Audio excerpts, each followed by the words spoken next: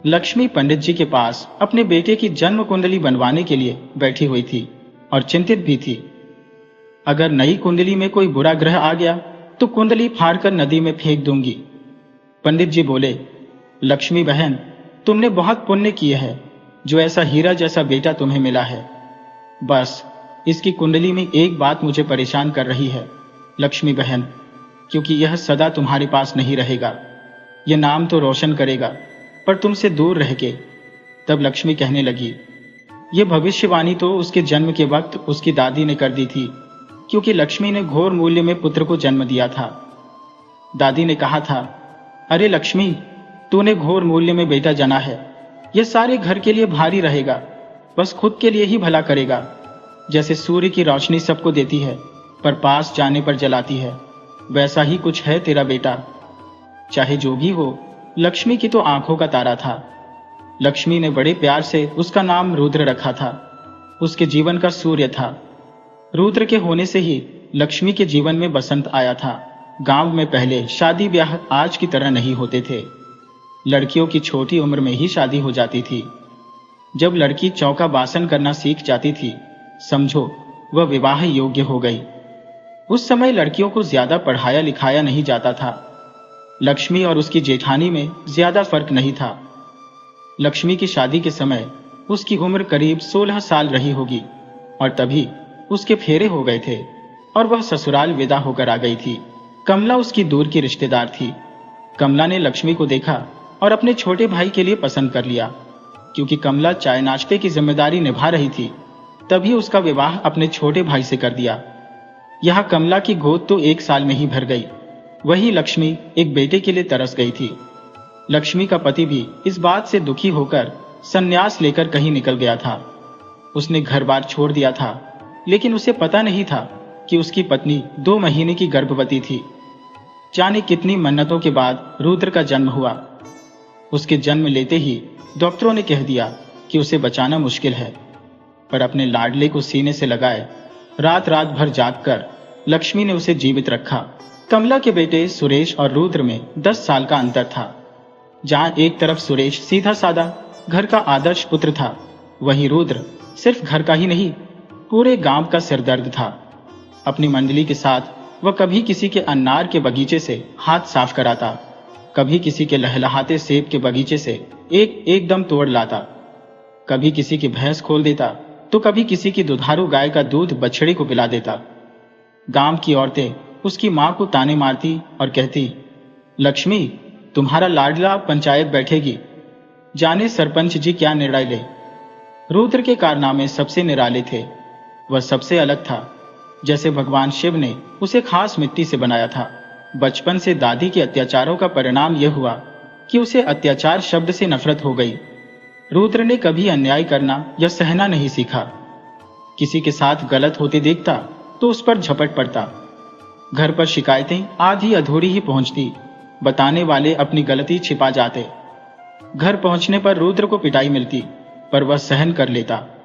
अगर वह किसी से डरता था तो वह था सुरेश, उसकी ताई का बेटा। दोनों भाइयों में अपार स्नेह था। सुरेश की आंखों का तारा रुद्र था और उसे अपने पिता के क्रोध से बचाने का साहस केवल सुरेश ही कर पाता था। रुद्र के पिता एक बार घर से निकले, फिर कभी लौटकर नहीं आए। कोई कहता बाबा बन गए, कोई कहता किसी डेरे में डेरा डाला, तो कोई कहता बड़े संत ज्ञानी हो गए। लोग अटकलें लगाते रहते, लेकिन ऐसा कौन सा संत ज्ञान है जो पत्नी और परिवार को बिना पतवार के अकेला छोड़ दे। अब पूरे घर की जिम्मेदारी सुरेश के पिता पर थी। उन्होंने सुरेश और रुद्र दोनों को समान प्रेम दिया। जितना प्रेम सुरेश से करते, उतना ही रुद्र से भी। इसी कारण जब नाराज होते तो रुद्र की पिटाई भी उतनी ही होती, लेकिन उनसे प्रेम भी बहुत करते थे। रुद्र छोटा और शरारती था, इसलिए उसकी कुटाई जब तब हो जाया करती थी। लेकिन ताऊजी के डर से बचाने के लिए सुरेश हमेशा उसके साथ खड़ा रहता था। रुद्र को टीवी देखने का भी बड़ा शौक था। दूसरों के घर टीवी देखने के लालच में वह गांव भर का दिहाड़ी मजदूर बन जाता। कभी किसी का राशन लाता, कभी किसी की आलू की बोरियां उतरवाता।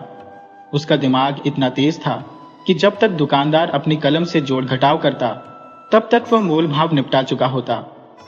उसका गणित का सारा ज्ञान जीवन से जुड़ा था। स्कूल पहुंचते ही गणित की कक्षा में उसे बुखार आने लगता था। उसे किताबें पढ़ने का बहुत शौक था और स्कूल की लाइब्रेरी की लगभग हर किताब कई बार पढ़ चुका था। उसकी दादी हमेशा कहती, मेरा रुद्र कलेक्टर बनेगा, देख लेना। लेकिन स्कूल उसे कभी भाया नहीं। सर्दियों के दिन थे और 11वीं की कक्षा लगी थी। कक्षा के एक लड़के नाहर ने गाना पहला नशा पहला खुमार सुना और उसे बहुत गंभीरता से लेकर क्लास की रमा को प्रेम पत्र गुलाब के साथ भेज दिया। रमा ने चिट्ठी जिस लड़के के हाथ भेजवाई, उसने पूछा तो उसने बरगद के चबूतरे की ओर इशारा कर दिया। नाहर वहीं खड़ा था, लेकिन रुद्र भी वहीं था। रमा मन ही मन रुद्र को अपना मान चुकी थी। उस चिट्ठी में लिखने वाले का नाम नहीं था। वह मुस्कुराती हुई रुद्र तक पहुंची और उसका हाथ थाम लिया। उसी वक्त प्रिंसिपल सर की गाड़ी वहां आकर रुकी। रुद्र अपना हाथ खींचता, उससे पहले रमा ने हाथ हटा लिया, लेकिन प्रिंसिपल की अनुभवी आंखें सब कुछ भांप गईं। पूछताछ पर रमा ने चिट्ठी प्रिंसिपल के हाथ में रखकर खुद को बेगुनाह बताया और रोते रोते रुद्र की ओर इशारा कर दिया। प्रिंसिपल ने रुद्र की खाल उधेड़ दी, पर वह चुपचाप पीड़ा सहता रहा। प्रिंसिपल की मार का बदला उसने ब्याज सहित नाहर से ले लिया था। रुद्र की इतनी कुटाई की कि उसके बाद नाहर स्कूल नहीं आया। नाहर के मन में रुद्र के लिए हमेशा के लिए नफरत बैठ गई। रमा के घर पर चिट्ठी कांड का पता चलने पर 2 महीने बाद ही रमा का विवाह हो गया। किसी तरह वह साल बीता। अगले साल की पढ़ाई के लिए सुरेश ने रुद्र को रुद्रपुर शहर भेज दिया। स्कूल खत्म कर रुद्र का दाखिला शहर के कॉलेज में हो गया। वक्त बदलते देर नहीं लगती। सुरेश पढ़ाई समाप्त कर चुका था और उसकी सरकारी नौकरी लग गई थी। घर पर सुरेश के लिए लड़की देखी जा रही थी, लेकिन अच्छा कमाने वाला सज्जन लड़का विवाह के लिए हमेशा ही अयोग्य साबित हो रहा था। इस बार बिना किसी को बताए एक चाल चली गई। जितनी तस्वीरें आई, उनमें से पार्वती की तस्वीर पर सुरेश की मां कमला की नजर अटक गई थी। गोरी दुबली और नाजुक पार्वती चेहरे से मासूम और भोली लग रही थी। कमला और लक्ष्मी को भी लड़की बहुत पसंद आई। गांव में अब भी पुराना अदब कायदा था। सिर्फ लड़का लड़की की फोटो बदलने से विवाह प्रस्ताव हो जाते थे। वहां से कन्या की फोटो आई और यहां से लड़की की फोटो भेजी गई। सुरेश देखने में बुरा नहीं था, पर बचपन में हुए चेचक के दाग से उसका चेहरा प्रभावित था। इधर रुद्र बिल्कुल कपूर जैसे गोरा था। ताई आज उसी चेहरे को दिखाकर अपनी होने वाली बहू को रिझाना चाह रही थी। पार्वती के घर जो तस्वीर पहुंची, उसमें 2 लड़के बैठे मुस्कुरा रहे थे। एक सुरेश था और दूसरा रुद्र। कमला के भाई ने बड़ी चालाकी से बातें बनाई कि बड़ों को एक ही नौकरी में रिझा लिया और पार्वती को दूसरे चेहरे ने। पार्वती ने न किसी से खुलकर पूछा और न ही किसी ने उसे बताना जरूरी समझा। पार्वती को लगा कि उसके लिए रुद्र का रिश्ता आया है। मन ही मन उसने रुद्र को अपना पति मान लिया और अगले महीने पड़ने वाले गौरा जी के व्रत को दिल से कर लिया। विवाह हुआ और नववधू घर आ गई। शाम को कुलदेवी के मंदिर में पूजा के समय जब उसने रुद्र को भाग भाग कर हल और नारियल लाते देखा, तो नई नवेली दुल्हन चौंक कर घूंघट पलट दिया। अपने पति का चेहरा देखकर वह दंग रह गई। नई जगह पर वह बेचारी किससे पूछती और क्या पूछती। अपने पति से भी वह कुछ कह नहीं सकती थी। उसे यह भी नहीं पता था कि उसे छोटे भाई की तस्वीर दिखाई गई है। उसकी आंखें सब कुछ कह गईं, लेकिन किसी को कुछ समझ नहीं आया। कमला सब समझ गई थी। लक्ष्मी बोली, तेरा चौरा कुछ करता धरता नहीं है, शहरी से वापस भेज दो, शायद कुछ पढ़ लिख जाए। कॉलेज का भी बहुत खर्चा कर रखा है इसने, जाने कहां से ऐसे कपड़े पहनता है।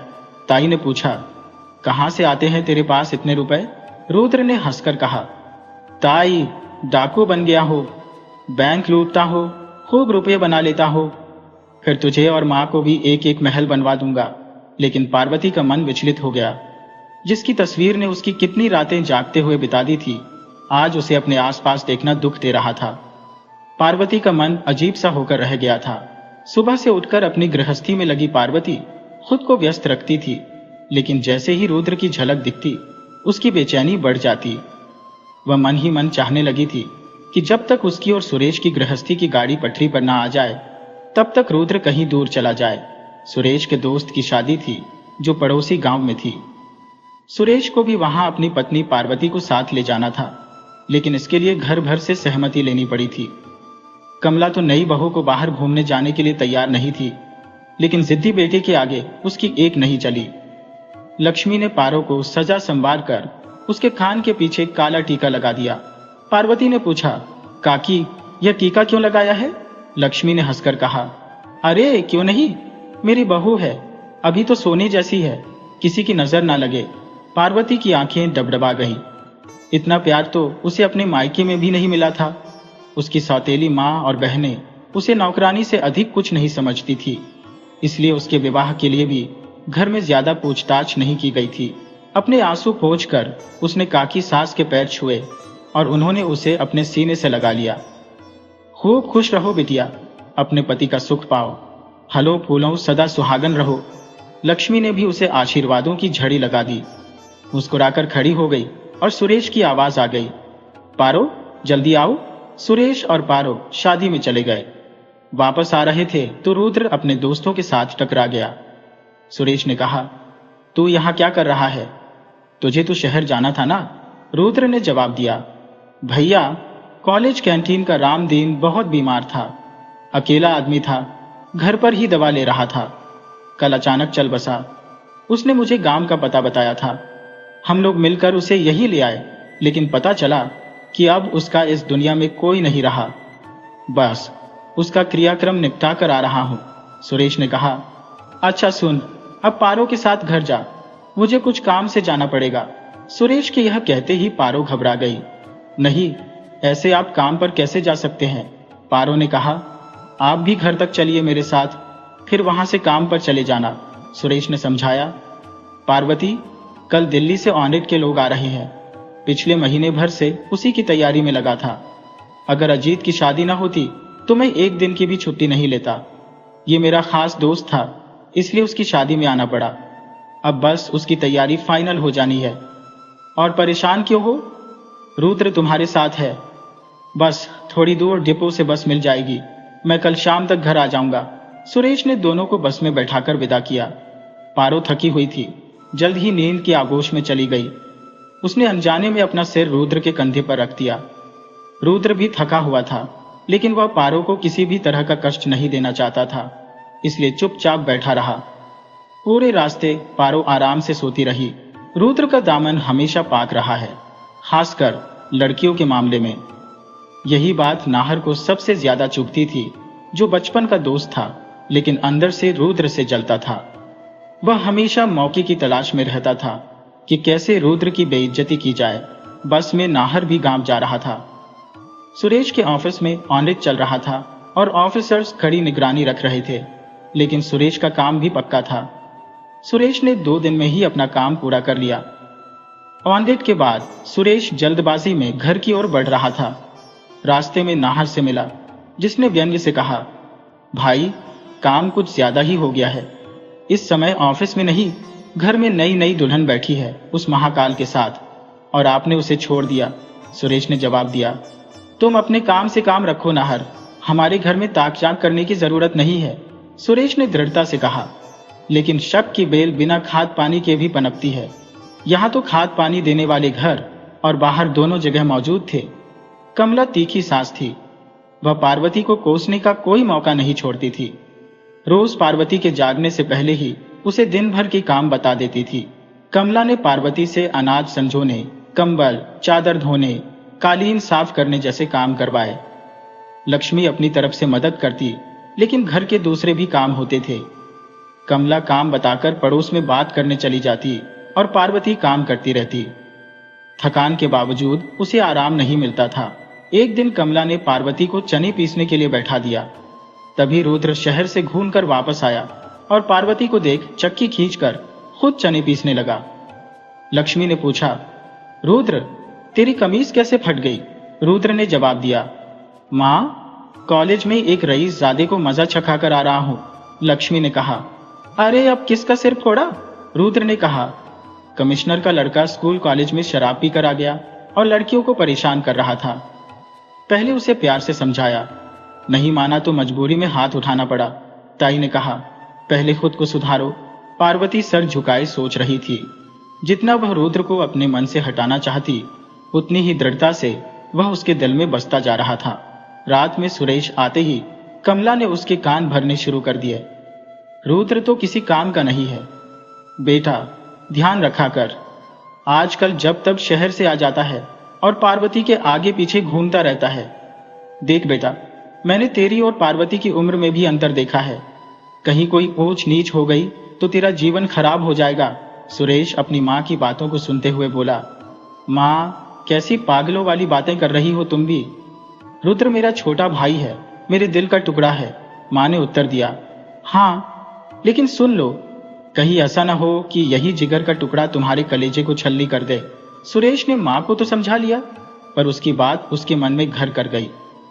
उस रात जब माँ बेटी की बातें हो रही थी और पारो दूध लेकर कमरे में आई, उसने भी सब सुन लिया। पार्वती पहले से ही रुद्र से दूर रहती थी, अब और सतर्क हो गई।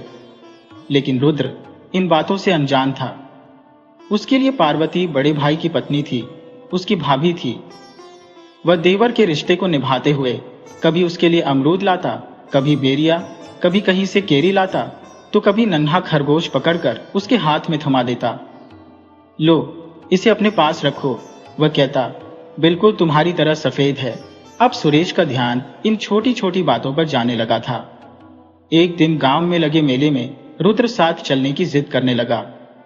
पार्वती उससे बचना चाहती थी, पर रुद्र अधिकार से उसके जीवन में घुसता चला जा रहा था। उस दिन तहसील में जमीन पट्टे का काम होने से माँ बेटा दोनों घर से बाहर थे। दोपहर के भोजन के बाद पार्वती अपनी कार की लक्ष्मी के कमरे में जमीन पर लेटी हुई थी और लक्ष्मी की बातें सुन रही थी कि अचानक रुद्र आ धमका।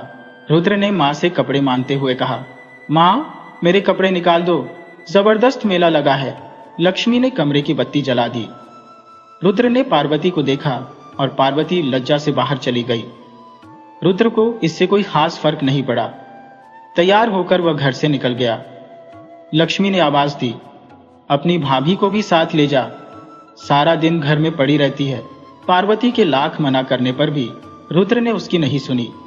उसे मोटर बाइक पर बैठाकर मेला घुमाने ले गया। वर्षों बाद पार्वती किसी मेले में आई थी। 5-6 साल की उम्र में जब वह अपनी माँ के साथ मेले में आई थी, झूले पर बैठना, चूड़ियों की दुकान से खरीदारी करना, गुब्बारों को छर्रे वाली बंदूक से फोड़ना और रिंग उछालकर टेडी बियर जीतना, सब कुछ जैसे फिर से जीवंत हो गया। रुद्र भी उसके साथ बच्चे बन गया था। गोलगप्पों के ठेले पर चटकारे लेते हुए दोनों ने मस्ती की, पर घर पहुंचते ही महाभारत शुरू हो गई। सुरेश ने आंगन में इंतजार कर रहे दोनों को घूर कर देखा। मुझसे बिना पूछे ही घूमने निकल गई, उसने गुस्से में कहा। बड़ा शौक है बाहर घूमने का, काम धाम छोड़कर बाहर घूमती फिरती है, लक्ष्मी ने समझाया। नहीं सुरेश, मैंने ही पार्वती को भेजा था, वरना वह तो घर ही बैठी थी। मुझे लगा सारा काम तो हो चुका है, बेचारी थोड़ी बाजार की रौनक देख ले, सुरेश ने कहा। उसकी गलती को अपने सिर मत लो। देखो, ये कोई वक्त है घर लौटने का? जाना ही था तो कम से कम रात का खाना तो बना जाती। अब इनके घूमने फिरने के कारण आपको और माँ को सारी रोटियां बेलनी पड़ी ना।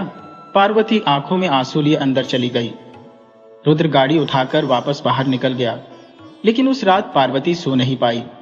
सुरेश का गुस्सा दुर्वासा ऋषि जैसा था। रात भर उसकी बेल्ट और लात घूंसे सहते हुए पार्वती के आंसू थम नहीं रहे थे। जब कोई व्यक्ति संकीर्ण मानसिकता अपना लेता है तो उसे सच्चाई का भान भी नहीं रहता। वह धीरे धीरे अपने मन में एक जटिल ताना बाना बुन लेता है, जिससे बाहर निकलना असंभव होता है। सुरेश भी सामान्य देवर भाभी के रिश्ते को प्रेमी प्रेमिका का रूप देने लगा। सुरेश, जो पहले कभी पार्वती से ऊंची आवाज में बात नहीं करता था, अब हर छोटी बड़ी बात पर उसे डांटने लगा। कभी गुस्से में उसकी थाली फेंक देता तो कभी चाय ठंडी होने पर बिना पिए ही छोड़ जाता। सुरेश अब शराब भी पीने लगा था और अक्सर बिना किसी वजह के झगड़ा शुरू कर देता। जब एक आदमी अपनी औरत पर हाथ उठाता है तो उसे रोकना मुश्किल ही नहीं, नामुमकिन सा हो जाता है। पार्वती को सब समझ आ रहा था, लेकिन वह करती भी क्या? बेचारी आंसू बहाते हुए बस सोचती रहती कि क्या करूं, क्या न करूं। रुद्र से भी वह कुछ नहीं कह सकती थी, क्योंकि उस रात के बाद रुद्र घर नहीं लौटा था। उसे यह पता था कि पार्वती पर अत्याचार हो रहा है, पर सुरेश भी उसे सता रहा है। इसका उसे बिल्कुल भान नहीं था। ताई की नफरत से वह बचपन से ही वाकिफ था, लेकिन वह इसे ताई का सामान्य स्वभाव ही समझता था। उसकी ताई उसकी सुंदरता से जलती थी, यह तो उसे पता था, पर ताई की जलन की गहराई का अंदाजा उसे नहीं था। रुद्र के कॉलेज में छात्र संघ के चुनाव की तैयारी चल रही थी। इस वर्ष उसका फाइनल ईयर था और उसी की कक्षा से चुनाव में एक लड़का खड़ा हो रहा था। कॉलेज में सालों से एक ही पार्टी का दबदबा था और वही पार्टी के गुंडे कॉलेज में अपनी धौंस जमाते थे। कुछ बार रुद्र का सामना भी उनसे हुआ था, पर उसने ध्यान नहीं दिया था। एक शाम वह अपने कमरे में बैठा राजनीति शास्त्र की किताबें पढ़ रहा था कि दरवाजे पर जोर से दस्तक हुई। उसने दरवाजा खोला तो सामने उसका रूममेट अनिकेत खड़ा था, जगह जगह से कटा फटा। अनिकेत उसे अंदर खींच लाया और बोला, क्या हाल बना रखा है? क्या हुआ? अनिकेत बोला, भैया जी के गुंडे कैंटीन में आ गए और अपनी मनमानी करने लगे। अब तो हद हो गई है, किसी को इनके खिलाफ खड़ा होना होगा, वरना ये जिंदगी नर्क बना देंगे। रुद्र को गुस्सा तो आया, लेकिन उसने खुद को संभाल लिया। तुम डरते रहोगे तो वो डराते रहेंगे, रुद्र ने कहा। अब तक उनसे भागने की बजाय उनका सामना नहीं करोगे तो वे ऐसे ही सर पर चढ़कर नाचेंगे। तुम खुद क्यों नहीं खड़े होते उनके खिलाफ? अनिकेत बोला, भाई इतनी हिम्मत होती तो ऐसे मार नहीं खाता। रुद्र ने मेडिकल किट लाकर उसकी पट्टी की और उसके लिए चाय और बिस्कुट लाया। अनिकेत ने कहा, आज भी खाना नहीं बनाया तूने? रुद्र हंसकर बोला, क्या करूं भाई, किताब पढ़ने बैठता हो तो कुछ और याद ही नहीं रहता। चाय पी, मैं फटाफट तेरे लिए कुछ बनाता हूं। रुद्र ने रसोई में जाकर 2 प्लेटों में नाश्ता बनाया। तभी गांव के मुन्ना काका कमरे में आए, हाथ में मिठाई का डिब्बा लिए। उन्होंने डिब्बा रुद्र और अनिकेत की तरफ बढ़ाते हुए कहा, रुद्र बेटा, हमारी बेटी की शादी तय हो गई है और जमीन का विवाद भी सुरेश ने सुलटा दिया है। बहुत खुश है हम। तुम्हारे घर भी गए थे मिठाई देने, लेकिन कोई मिला नहीं तो सोचा तुम्हें ही देते जाए। रुद्र ने सिर हिलाकर हाँ कहा। वह सोचने लगा, आखिर घर पर कोई भी कैसे नहीं था। अगले ही दिन शनिवार था और बहुत दिनों से वह घर नहीं जा पाया था। उसने अपने कुछ कपड़े बैग में ठूस लिए। अनिकेत ने कहा, इतनी पैकिंग तो कभी तूने की नहीं? रुद्र बोला, हाँ, इस बार सोच रहा हूं, हफ्ता भर रुककर ही आऊंगा। माँ भी नाराज रहती है कि घर नहीं आता। अब उन्हें क्या बताऊं कि किन सब कामों में फंसा हूं। सामान बांधकर वह बालकनी की तरफ चला गया। सावन मास का मेला लगा हुआ था। कमला और लक्ष्मी भी मेला देखने जा रही थी। लक्ष्मी ने पार्वती से साथ चलने के लिए पूछा, पर घर के काम की वजह से पार्वती रुक गई। देर रात सुरेश घर आया। पार्वती ने उसकी थाली परोसी, जिसमें कद्दू की सब्जी देखकर सुरेश भड़क गया।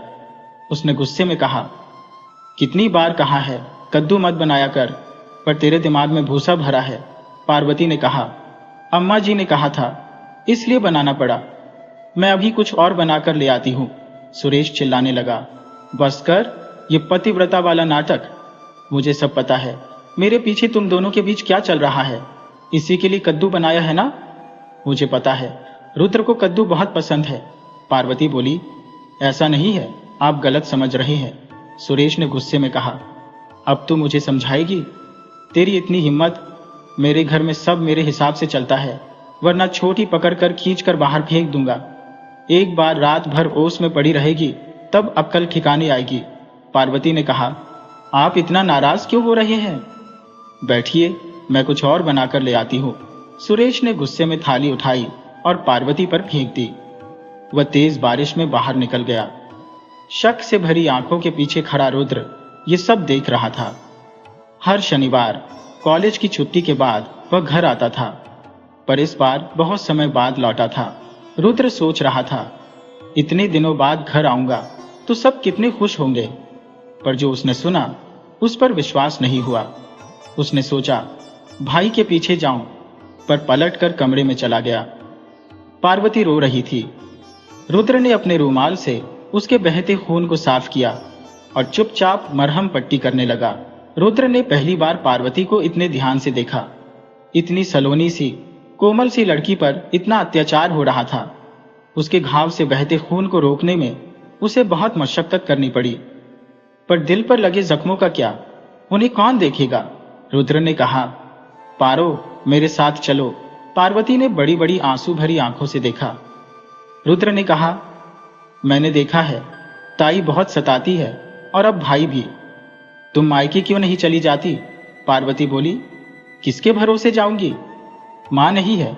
सौतेली मां पीछा छुड़ाना चाहती थी, इसलिए 12 साल बड़े आदमी से शादी कर दी। रुद्र चुप रह गया।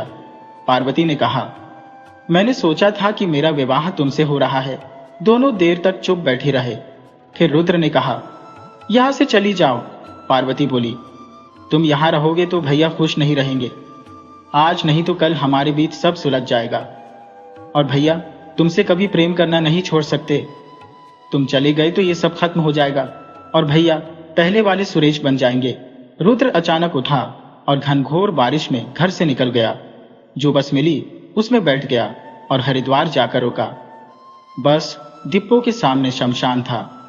महाकाल की प्रिय जगह पर पहुंचकर उसे शांति मिली। कुछ चिताएं अभी भी जल रही थी। लोग अपने प्रियजनों को अंतिम विदाई देकर लौट चुके थे और वह भी चला गया था। 12 बजे के बाद की बातें सुनकर उसके मन में पारो के लिए जो संवेदनाएं जाग उठी थी, वह डर रहा था कि कहीं वे प्रेम में न बदल जाए। इस भय से वह वहां से भाग आया था। रुद्र के मन में उथल पुथल मची थी। वह यह तय नहीं कर पा रहा था कि कल क्या करना है, कहां जाना है। उसे बस यही पता था कि अब वह कभी घर वापस नहीं लौटेगा। उस घर के दरवाजे अब हमेशा के लिए बंद हो चुके हैं। पंडित जी की भविष्यवाणी अब सत्य होने वाली थी। खोटा सिक्का अपना रास्ता बनाकर निकल गया था। शमशान में अकेला बैठा हुआ रुद्र बारिश में भीग रहा था, पर उसका मन कहीं और था।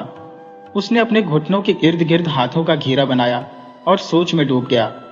आखिर उसने ऐसा क्या गुनाह किया था कि उसके पिता समान भाई के मन में उसके लिए इतनी नफरत भर गई। पारो का मासूम चेहरा याद आते ही उसका दिल कसमसाने लगा।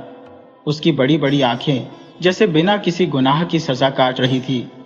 सही भी था, आखिर उस लड़की ने गुनाह किया ही क्या था? गुनाह तो उसके साथ हुआ था। उसकी तस्वीर दिखाकर भाई ने शादी करवा दी। रुद्र सोच रहा था कि अगर पारो से उसका विवाह हुआ होता तो क्या वह इस सब से बच पाता? शायद नहीं, शायद हां। उसकी नजरों में पारो सीधी सादी सुंदर सी लड़की थी। भैया को उसे फूलों की तरह सहेज कर रखना चाहिए था, पर भैया ने उसे रौंद दिया। वह बेचारी सांस तक नहीं ले पा रही थी। रुद्र अपने विचारों में खोया रहा और वहीं उसे नींद आ गई। सुबह नींद खुली तो उसने अपना बैग उठाया और पास की चाय की दुकान पर जा बैठा। एक कप गर्म चाय पीते ही उसकी आत्मा जाग उठी। मन ही मन उसने तय कर लिया कि अब उसे घर वापस नहीं जाना है। कहीं न कहीं उसके मन में भी पारो के लिए कोमल भावनाएं उभरने लगी थी। उसने अपने सर को झटका देकर वहां से उठ खड़ा हुआ। अभी भी वह यह समझ नहीं पा रहा था कि जाना कहां है। उसने अपना बैग उठाया और कॉलेज के लिए निकल पड़ा। पहले हर शनिवार और रविवार घर जाने वाला रुद्र अब महीनों घर नहीं जाता था। मां से भी उसकी बातें कम हो गई थी। मां उसे घर बुलाने के लिए कई बहाने करती, पर वह हर बार कोई न कोई कारण बताकर घर जाना टाल देता। कॉलेज में छात्र संघ चुनाव की तैयारियां चल रही थी। शहर के रईसों के लड़के उस पार्टी का नेतृत्व कर रहे थे जो हमेशा चुनाव जीतती थी। ऐसे में किसी साधारण विद्यार्थी का उनके काम के बीच कुछ भी कहना या करना उनके लिए असहनीय था। लाइब्रेरी में एक तरफ बैठी तोता मैना की जोड़ी परीक्षाओं के लिए प्रोजेक्ट बना रही थी। उन लड़कों में से एक ने उस लड़की के चेहरे के पास सिगरेट का धुआं उड़ा दिया। लड़की के पास बैठा उसका दोस्त गुस्से में उठ खड़ा हुआ और लाइब्रेरी के नियमों के अनुसार सिगरेट पीना मना बताया। तभी एक लड़के ने उसे जोरदार थप्पड़ मार दिया। रुद्र का गुस्सा उबल पड़ा। उसने उन लड़कों पर प्रहार करना शुरू कर दिया। उसके हाथ में जो भी आया उसी से वह प्रहार करता गया। रुद्र उन 7-8 लड़कों पर अकेला भारी पड़ गया था। सब अपने अपने जख्मों को संभालते हुए गिरते पड़ते अपने नेता के पास रुद्र की शिकायत लेकर पहुंचे। रुद्र के साथी भी सहमे हुए थे। उस जोड़े की भी रूह कांप गई थी। अब जाने क्या होगा रुद्र का अगली सुबह। पर जिसने मसान की मिट्टी से तिलक कर अपने जीवन की शुरुआत की थी, उसे अब किसी नेता का डर नहीं था। उसने खुद अपने माथे पर कफन बांध रखा था। उस रात रुद्र के मन में थोड़ी ठंडक थी। हालांकि उसके दोस्त डरे हुए थे, लेकिन वह निश्चिंत अपनी खाट पर लेटा। खुले आसमान में छाए तारों को देख रहा था। धीरे धीरे उसने आंखें मोल ली। उसकी आंखों के सामने दो दुबली सी हरी चूड़ियों से भरी नाजुक कलाइयां दूध का गिलास थामे खड़ी थी। चौंक कर उसने आंखें खोल दी। उसके आसपास कोई नहीं था। उन कलाइयों पर उसका नहीं, उसके भाई का हक था। वह नाहक ही परेशान हो रहा था। उसने कहा था कि तुम चले जाओ रुद्र, हमारे बीच सब ठीक हो जाएगा। और बस उसी बात को मानकर वह वहां से चला आया था। वह अपनी सोच में गुम था। तभी उसके दरवाजे पर किसी ने जोर से दस्तक दी। रुद्र के दोस्त भी जा चुके थे। एक ने दरवाजे की झिर्री से झांक कर देखा। बाहर सुबह वाली गुट के लड़के और उनका नेता खड़ा था। रुद्र के अलावा बाकी दोनों दोस्तों के प्राण सूख गए। आज तो अंत निश्चित है, यही सोचकर दोनों ने हनुमान चालीसा का पाठ करना शुरू कर दिया। रुद्र ने दरवाजा खोलते हुए कहा, मैं पहले ही साफ कह देता हूं कि मेरे की का बदला मेरे दोस्तों से नहीं लिया जाएगा। जरूरत हो तो मुझसे निपट लो, लेकिन इन दोनों को हाथ लगाया तो उसका हाथ काट डालूंगा। दरवाजे पर खड़े लड़कों ने रुद्र की हुंकार सुनी और पीछे हट गए। उनका नेता राजवीर सामने आ गया। क्यों बौराए हुए हो भाई? समुद्र मंथन से निकला जहर पी बैठे हो क्या? राजवीर ने पूछा। रुद्र ने कहा, क्या काम है राजवीर? साफ साफ बताओ और यहां से निकलो। राजवीर, जिसे कॉलेज में भैया जी के नाम से जाना जाता था, रुद्र की बात सुनकर अंदर आ गया। हमारी पार्टी में शामिल होने का प्रस्ताव लेकर आया हूं, राजवीर ने कहा।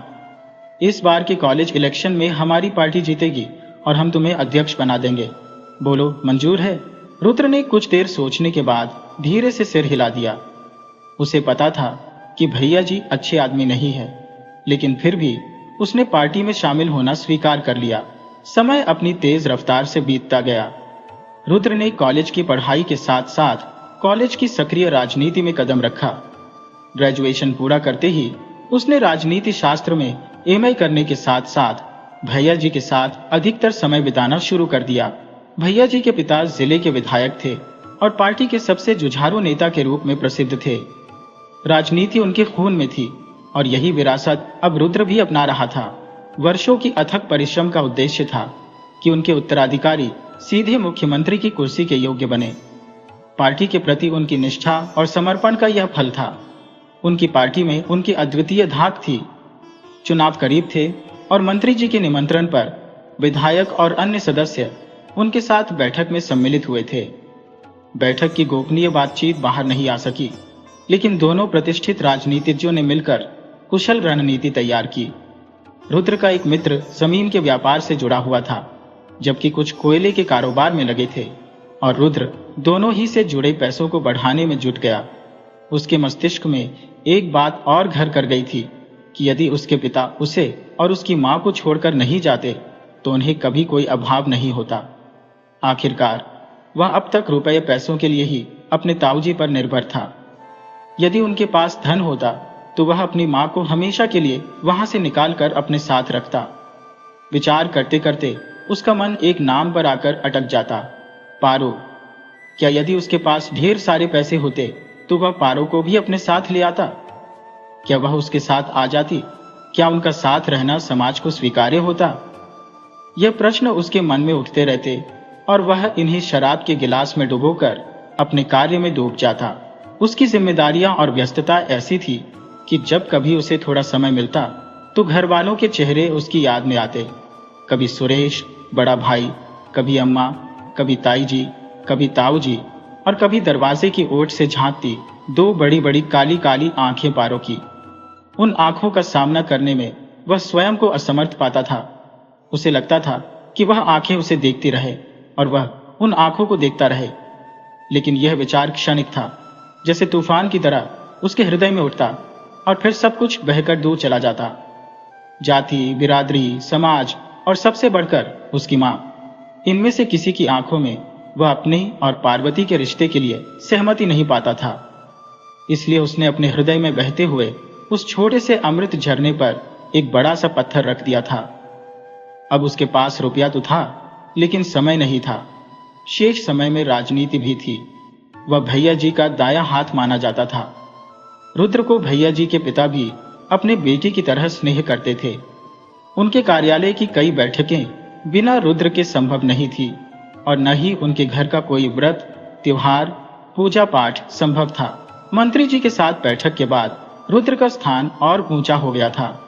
अब किसी भी बैठक में उसे भूलना असंभव हो गया था। पार्टी कार्यालय में आज उत्सव का माहौल था। भावी प्रत्याशियों का नाम घोषित होना था। सभी को पता था कि सबसे महत्वपूर्ण सीट से भैया जी को ही टिकट मिलेगा। कार्यालय में दिवाली सी रौनक थी। रात के 12 बजे भी समय यूं ही लग रहा था जैसे अभी शाम ही खिली है। आखिरकार 12-13 तो तीनों 7-8-9, 7-8-9, 7-8-9, 7-8-9, 17-13 कार्यक्रम का समापन हुआ और उस महत्वपूर्ण सीट के प्रत्याशी के नाम की घोषणा करते हुए मंत्री जी ने राजवीर की जगह रुद्र प्रताप का नाम लिया। सभी हैरान रह गए। विधायक जी के रुद्र के प्रति स्नेह को सभी जानते थे, लेकिन अपने बेटे की जगह मंत्री पद की दावेदारी को सीधे रुद्र के पाले में उछाल देंगे, यह किसी ने नहीं सोचा था। गुस्से में पैर पटकता राजवीर वहां से निकल गया। पिता के कंधे पर रखा हाथ झटकता राजवीर एक बार रुद्र को नाराजगी से देखकर चला गया और विधायक जी आगे बढ़कर रुद्र को गले लगा लिया। इसके बाद सब कुछ एक सपने जैसा होता चला गया। अपने अच्छे कर्मों और युवाओं में अपनी धाक का रुद्र को चुनाव प्रचार में अत्यंत लाभ मिला। रुद्र की ख्याति ऐसी थी कि उसे जीतना ही था। उसकी प्रसिद्धि चारों ओर फैल रही थी। सबकी उम्मीदों पर खरा उतरते हुए रुद्र भारी मतों से विजयी हुआ। यह और बात थी कि राजवीर ने, जो हर समय रुद्र के साथ रहता था, उसे नाराजगी में अकेला छोड़ दिया। रुद्र के बार बार मनाने पर भी राजवीर ने फिर उस दिन के बाद उसका चेहरा नहीं देखा। हालांकि उसके पिता रुद्र के विजय होने तक उसके साई की तरह उसके साथ बने रहे। आज महीनों बाद रुद्र ने अपनी मां को फोन किया।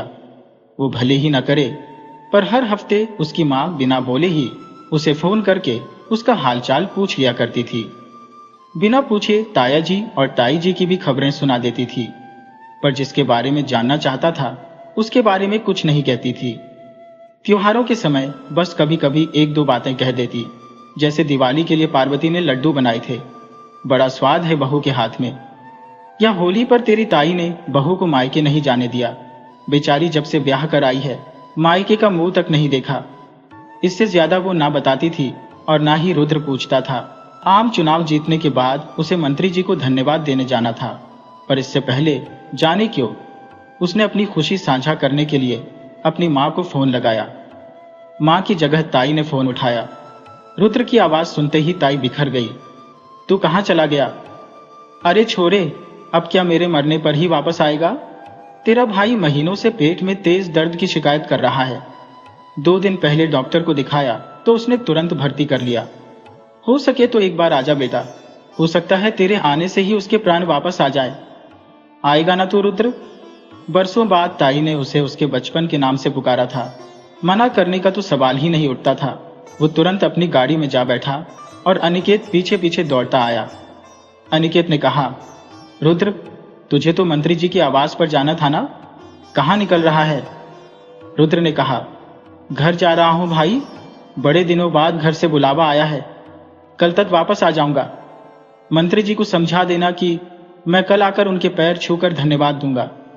और फिर रुद्र हवा से बातें करती हुई अपनी गाड़ी में निकल पड़ा। गांव की गलियां उसे बुला रही थी। हवा से बातें करती रुद्र की गाड़ी गांव की ओर भागती जा रही थी और साथ ही यादों के बवंडर उसके दिमाग में उठ रहे थे। 5 सालों से उसने गांव नहीं आया था और अम्मा के अलावा किसी से बात भी नहीं की थी, लेकिन छिप छिपाकर ही सही उसका दोस्त श्याम उसे सुरेश दादा और पार्वती की खबरें दे दिया करता था। अब वह बारिश में भीगता हुआ घर से निकला था। श्याम उसे ढूंढता हुआ उसके शहर वाले घर पर पहुंचा था। उस रात श्याम के साथ उसने पहली और आखिरी बार शराब पी थी और उसी बहकावे में सुरेश भाई के शक और अत्याचार की बातें सुनाई थी। इस संसार में शायद श्याम ही था जो उसके दिल की बात समझता था। श्याम ने बताया था कि सुरेश, जो पहले कभी कभार पीता था, अब रोज पीने लगा है। ताऊ जी का भी संकोच नहीं रह गया था। रात दिन नशे में डूबा सुरेश भाई ऑफिस के काम में भी चूक करने लगा था। पहले दिन के काम में कोई गड़बड़ी नहीं करता था, अब आए दिन कोई न कोई काम बिगाड़ देता है।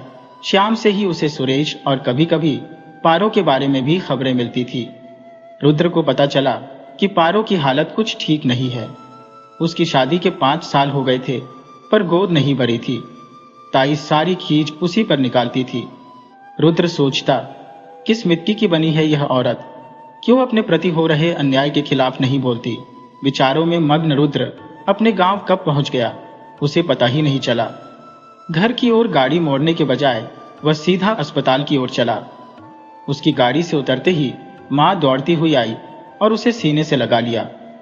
मां ने बिना बोले ही जाने कितने वर्षों की शिकायत और उलाहने आंसुओं में बहा दिए। बेटे के सीने से लगी मां रोती रही और बेटा उसके सर पर हाथ फिराकर सांत्वना देता रहा। मां को संभालकर एक ओर करके रुद्र ताऊ जी और ताई जी की ओर बढ़ गया। दोनों को प्रणाम करके उसने सिर उठाया तो ताई जी की आंखें दबदबा आई और रुद्र को सीने से लगाकर वो भी रोने लगी। शायद परिस्थितियां इंसान को ऐसे ही कमजोर कर देती है। आज तक अपने बेटे के गर्भ में झूमती, अपने सामने किसी को कुछ नहीं समझने वाली ताई जी आज ईश्वर की करनी के सामने सिर झुकाए खड़ी थी। उन्हें समझ में नहीं आ रहा था कि उन्होंने जो किया उसका परिणाम इतना घातक हो सकता है। अपने कड़वे स्वभाव के कारण ही उन्होंने हमेशा पारो को नाखूनों के नीचे दबाए रखा था। उनकी सोच थी कि अगर पति अपनी पत्नी के साथ बहुत खुश रहेगा तो मां को भूल जाएगा और घर में पारो का राज चलने लगेगा। इसी उलझन में कमला ने अनजाने में ही सही अपने बेटे के घर में आग लगा दी थी और आज उसकी आंखों के सामने उसका अपना बेटा झुलस गया था। पश्चाताप के आंसू बहाने पर भी उसे कुछ वापस नहीं मिल पा रहा था। रुद्र भी अपने आंसू नहीं रोक पा रहा था। बड़ी हिम्मत करके उसने सुरेश भैया के लिए वहां खड़े सभी लोगों से पूछ लिया और ताई ने उसे सुरेश के कमरे तक ले गई। तक सुरेश आंखें बंद किए अपने बिस्तर पर लेटा हुआ था। ताई ने धीरे से जाकर उसके बालों में हाथ फिराया और कहा, सुरेश। तो सुरेश ने आंखें खोल दी। सामने रुद्र खड़ा था। रुद्र को देखकर सुरेश की आंखें डबडबा गईं। उसने एक हाथ से धीमे से रुद्र को अपनी ओर बुलाया। रुद्र रोते हुए उसके सीने से लगा और दोनों भाइयों के आंसू नहीं रुक रहे थे। इन आंसुओं में इतने सालों के गिले शिकवे और शिकायतें सब बह गईं। सुरेश का रुद्रपुर किया न्याय बह गया और रुद्र की सारी नाराजगी दूर हो गई। यही तो होता है रक्त का संबंध। चाहे कितने भी दिन अलग रह लें, लेकिन एक दूसरे की तकलीफ इन्हें आपस में बांध के ही रखती है। सुरेश की बीमारी ने उसे लाचार कर दिया था। उसे दिखने लगा था कि उसका अंतिम समय आ गया है और इसी मानसिक भाव ने उसे करुणा से भर दिया था। अब वह एक बार फिर पुराना सुरेश बन गया था, जिसे रुद्र जानता था। डॉक्टरों ने सुरेश के लिए जवाब दे दिया था। उसकी हालत आज रुद्र को देखकर कुछ ठीक लगने लगी थी। 4 दिनों में सुरेश के मुंह में एक दाना भी नहीं गया था। आज रुद्र के हाथों से उसने मुश्किल से दलिया खा लिया था। घर भर के लोगों को आस बंध गई थी कि शायद सुरेश ठीक हो जाए। रुद्र का हृदय मुस्कुरा उठा था। उसे लगने लगा कि अब सब अच्छा हो जाएगा। अगर भैया ठीक हो गए तब तो पारो भी खुश रहेंगी, और अगर वो खुश रहेंगी तो उससे मीलों दूर रुद्र भी जी उठेगा। पहली बार पार्वती के बारे में सोचते हुए उसका मन खिल उठा। उसे लगा कि वह भैया और पार्वती के जीवन में फिर से रंग भर देगा। अपनी सोच में डूबा मुस्कुराता रुद्र भैया का हाथ थामे बैठा था कि उसके दोस्त विनय का फोन आ गया। विनय ने कहा, रुद्र तू ठीक तो है ना? रुद्र ने कहा, हाँ मैं ठीक हूँ, बिल्कुल ठीक हूँ। गांव आ गया हूँ। आज ही सुबह अनिकेत को बताकर आया हूँ। उसने तुझे बताया नहीं? तो विनय ने कहा, भाई अनिकेत का बहुत बड़ा एक्सीडेंट हो गया है, उसका बचना मुश्किल है। रुद्र ने कहा, ये क्या बोल रहा है यार? वो तो मेरे कार्यालय की गाड़ी में ड्राइवर के साथ निकला था, फिर कैसे उसका एक्सीडेंट हो गया? रुद्र की बात को बीच में ही काटते हुए विनय ने कहा, भाई जो बताने जा रहा हो जरा ध्यान से सुनना। अभी तू जहां है फिलहाल वहां से 10-12 दिन कहीं मत निकलना। तेरी सुरक्षा के लिए कह रहा हूं। रुद्र ने कहा, मैं समझा नहीं। विनय ने कहा, भाई तुझे मारने का प्लान बनाया जा रहा था। मेरे दोस्त तुझे याद है विधायक महोदय ने कुछ 2-4 महीने पहले मंत्री जी से मुलाकात की थी। उस मुलाकात में मंत्री जी के एक बॉडीगार्ड के अलावा और कोई नहीं था, पर उसे भी मंत्री जी ने कुछ 10 मिनट के लिए ही किसी काम से बाहर भेज दिया था और उसी समय विधायक महोदय और मंत्री जी ने यह साजिश रची थी। मंत्री जी का कहना था कि राजवीर और उसके गुर्गों की इमेज आम जनता में इतनी खराब है, अगर उसे सीट दे दी जाए तो वह पक्का हार जाएगा। इसलिए मंत्री जी का कहना था कि ऐसे शख्स को चुनाव में उतारा जाए जिसकी साफ सुथरी छवि का फायदा मिले। मंत्री जी ने ही तेरा नाम सुझाया। विधायक महोदय अपने बेटे को गद्दी देना चाहते थे। तब मंत्री जी ने अपनी शातिर चाल उन्हें परोस दी कि तुझे चुनाव लड़वा कर पहले जीतना होगा, और जब तू मंत्री को धन्यवाद ज्ञापन करने जाएगा, तेरी गाड़ी का भयानक एक्सीडेंट करवाकर तेरी मौत को हादसे का रूप दे दिया जाएगा। अब क्योंकि तेरी सीट जीती हुई सीट होगी, इसलिए उस सीट पर किसी को तो पार्टी में से बैठना ही होगा। तब उस बात का फायदा उठाकर राजवीर को उस सीट पर बड़ी आसानी से बिठा दिया जाएगा। तेरे न रहने की सहानुभूति राजवीर को मिल जाएगी। भाई तो इन राजनेताओं की बिसात का राजा नहीं, बल्कि एक मामूली सा प्यादा ही था जिसे ये अपने फायदे के लिए चला रहे थे। तेरे सिर पर मौत मंडरा रही है। मेरे दोस्त, अपनी सारी बलाएं उतारने के बाद ही यहां से बाहर निकलना। वैसे मैं तो कहता हूं वापस मत आ, वही ज्यादा अच्छा है। रुद्र ने कहा। अब तो वापस आना पड़ेगा विनय, रुद्र कहने लगा। आज भले ही हालात नाजुक हों, पर एक बात तो तय है दोस्त, शपथ ग्रहण के दिन यह भी राज खुल जाएगा कि तुम्हारा साथी रुद्र ही देश की सेवा की शपथ लेगा। बस देखते रहना। रुद्र ने फोन रखा और वापस अंदर आ गया। उसने सुरेश के खाने के बाद सभी को घर भेज दिया था और खुद अस्पताल में रुक गया। कमरे में जाकर वह सुरेश के पास बैठ गया। उसने सुरेश के माथे पर हाथ रखकर सांत्वना देने की कोशिश की, लेकिन माथा अप्रत्याशित रूप से ठंडा हो चुका था। उसने सुरेश के हाथों को छूकर देखा तो वे भी ठंडे थे। रुद्र भागकर डॉक्टर को बुलाकर लाया। डॉक्टर ने आते ही सुरेश की आंखों की पुतलियों की जांच की। डॉक्टर ने रुद्र को देखकर सिर हिला दिया और रुद्र को समझ में आ गया कि सुरेश अब नहीं रहा। फिर रुद्र ने घर वालों को बुलाया और अगले दिन सब कैसे हुआ खुद उसे भी ठीक से याद नहीं रहा। अगले दिन मां श्मशान घाट से लौटते वक्त समझ गई थी कि सुरेश जाते जाते उसकी सारी बलाएं अपने सिर ले गया। ये विचार आते ही उसकी आंखें डबडबा गईं और तभी उसने सफेद साड़ी पहने किसी स्त्री को आते देखा। वह फूट फूट कर रोने लगा। 13 दिन बीत गए। मिलने जुलने वाले आते और 2 आंसू बहाकर चले जाते। कोई लक्ष्मी को समझाता तो कोई कमला को। पार्वती के मायके वालों ने हाथ जोड़कर कहा, हमारे लिए तो कन्या की विदाई के साथ ही जिम्मेदारी खत्म हो गई थी, अब इसे अपनी बहू मानकर रखिए। इस बेचारी को 2 वक्त की रोटी और कुछ कपड़े मिल जाए, बस यही काफी है। पार्वती की सौतेली मां ने जाते जाते उसे गले लगाने की कोशिश की, लेकिन पार्वती दूर हट गई। शायद उसे दिखावे के आंसू पसंद नहीं थे। वह पहले भी शांत थी, लेकिन इन 13 दिनों में तो जैसे उसने सांस लेना भी छोड़ दिया था। लक्ष्मी जबरदस्ती उसे कुछ खिला देती थी। कमला पहले जिसकी जबान से जहर निकलता था, अब हर किसी को बेटा बेटा बोलकर अपने कलेजे को ठंडक पहुंचाने की कोशिश कर रही थी। लक्ष्मी और कमला की ननद घर के कामकाज में लगी थी, लेकिन पार्वती को लेकर चिंतित थी। सारी रस्में खत्म हो चुकी थी। अगले दिन बुआ जी की वापसी थी। बुआ जी आंगन में बैठकर कहने लगी, अब इस लड़की का क्या करोगी कमला भाभी? कमला ने कहा, बहू है हमारी, हमारे साथ रहेगी। बुआ जी ने कहा, कैसी बातें कर रही हो भाभी? जवान विधवा को साथ रखना ठीक नहीं है। मैं तो कहती हूँ वृंदावन में किसी आश्रम में छोड़ दो। वहां ऐसी ही औरतें रहती हैं, उन्हें सिलाई कढ़ाई सिखाई जाती है ताकि वे अपनी रोजी रोटी कमा सके। लक्ष्मी इन बातों से व्यथित होकर बहाने से भीतर चली गई, लेकिन सबने बुआ जी की बातें सुन ली थी। लक्ष्मी पार्वती के पास आई और उसे गले लगाकर कहने लगी, बेटा ऐसे मत रो, सब ठीक हो जाएगा। इतने दिनों में रुद्र पहली बार पार्वती के कमरे में आया था। उसने कहा, मां कुछ कहना था तुमसे। लक्ष्मी ने उसकी ओर देखा। रुद्र कुछ कहता तभी उसका फोन बजने लगा। वह फोन पर बातें करते हुए बाहर चला गया। अगले दिन शपथ ग्रहण समारोह होना था। विनय का फोन था। अनिकेत भी अब ठीक था। यह सुनकर रुद्र को थोड़ा सुकून मिला। उसने सोचा, अब भैया जान मेरी जानी है, पर तुमने मेरी बला अपने सिर ले ली। अब यह जिंदगी आपकी अमानत है। रुद्र ने खुद से वादा किया कि वह विधायक और उसके बेटे से बदला लेकर रहेगा।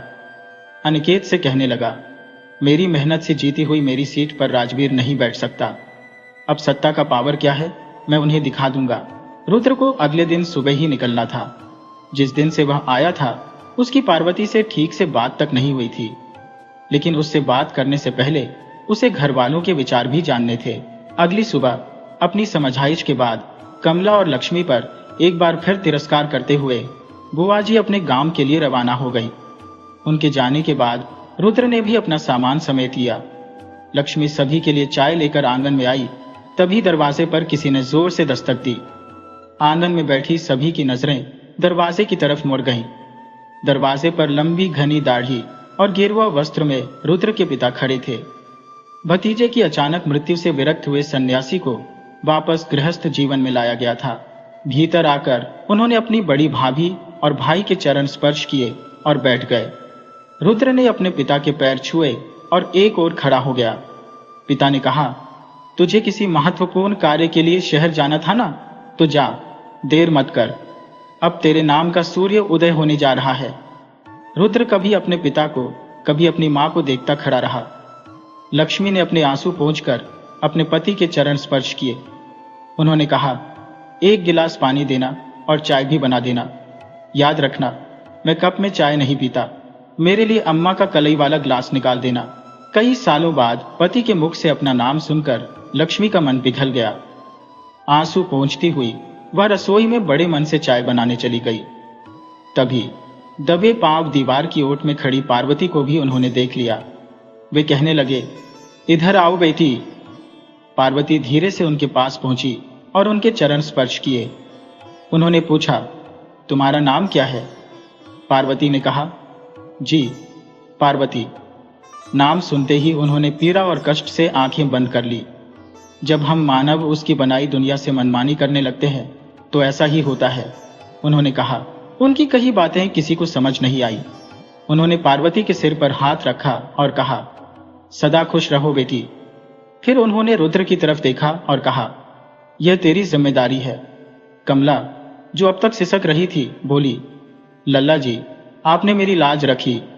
आपका योग और कारुण्य मैं जीवन भर नहीं भूल पाऊंगी। रुद्र ने सिर झुकाए खड़ा रहा। लक्ष्मी के चेहरे पर प्रसन्नता थी, लेकिन पार्वती दृढ़ता से बोली, मुझे यह रिश्ता मंजूर नहीं है। इससे सभी के चेहरे पर निराशा की छाया फैल गई। रुद्र ने ताई से इजाजत ली और पार्वती के कमरे तक गया। क्या हुआ पारो? रुद्र ने पूछा। पार्वती बोली, मुझ पर किसी तरह का एहसान करने की जरूरत नहीं है रुद्र। तुम ये बिल्कुल मत सोचना कि मैं बहुत दुखी हूं। मैंने अपनी पढ़ाई वापस शुरू कर दी थी और नौकरी के लिए आवेदन भी दे दिया है। अब तुम शहर चले जाओ। यहाँ अम्मा, बाबूजी और काकी की जिम्मेदारी मैं ही संभाल लूंगी। रुद्र ने एक बार फिर सबके पैर छुए और बाहर निकल गया। लक्ष्मी का खोटा सिक्का अब अपनी मंजिल पहचान चुका था। पिछली बार के पलायन और इस बार के निर्गमन में बहुत फर्क था। पिछली बार वह सब कुछ छोड़कर गया था। इस बार वह आत्मविश्वास से भरकर सफलता की गद्दी पर विराजमान होकर वापस लौटने की उम्मीद में जा रहा था। और इस बार वह पार्वती को मनाने की कोशिश जरूर करेगा।